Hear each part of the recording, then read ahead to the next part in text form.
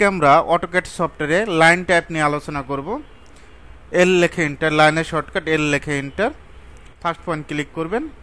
এখান থেকে আপনি নেবেন 6 ফিট। কত ফিট নেব? 6 ফিট।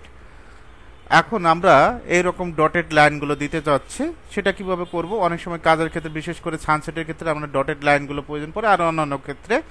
তো প্রথমে লাইনটাকে সিলেক্ট করবেন, সিলেক্ট করে এখান থেকে প্রপার্টিস টুলবারে আন্ডারে যাবেন। এখান থেকে দেখবেন যে হিডেন দেওয়া আছে, জাস্ট ক্লিক করবেন।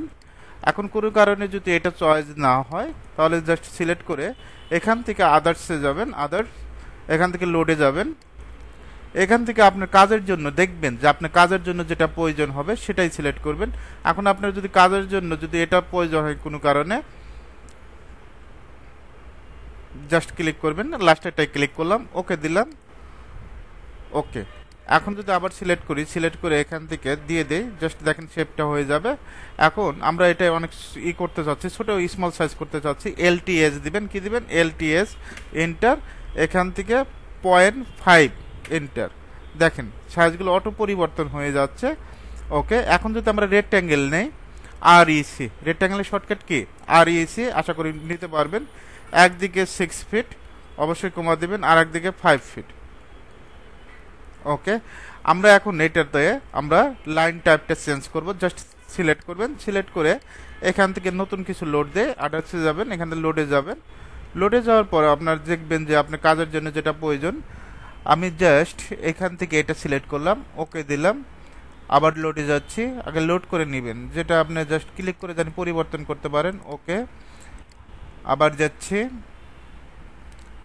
ড্যাশটা ভালোই কাজে লাগে আমাদের, ওকে। এখন আমি দেখেন এটা সিলেক্ট করব, সিলেক্ট করে বাই লেয়ারে যাব। এখন যদি এটা প্রয়োজন হয় এটা ক্লিক করব, যদি এটা কোনো কারণে চেঞ্জ না হয়, মানে চেঞ্জ করবেন, তাহলে জাস্ট ক্লিক করে আমরা ড্যাশ দিতে পারবো। এখন এটা একটু এই ডটেডগুলো, লাইন টাইপগুলো একটু বড় করবেন, বিগ সাইজ করবেন। সেটা কিভাবে করবেন? LTS, কি দিবেন? LTS, এখান থেকে 5 এন্টার। একটু দেখবেন যে বড় হয়ে গেছে, বেশি বড় হয়ে গেছে, তখন কি করবেন? স্মল সাইজ করার জন্য LTS,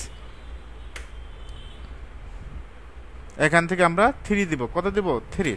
দেখেন এভাবে কিন্তু স্কেলগুলো করতে হবে।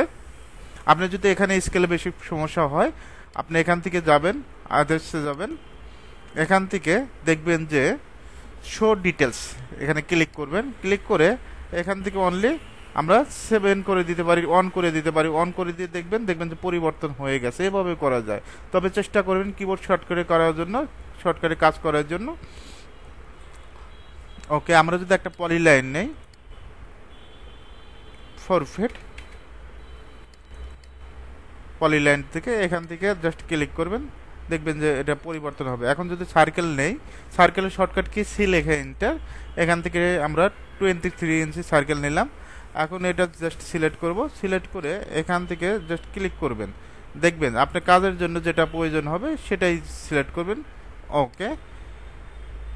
এটা আমরা আরো স্মল সাইজের করতে চাচ্ছি, LTS এন্টার, 0.3 এন্টার, ওকে। হয়ে গেছে, অটো পরিবর্তন হয়ে যাবে।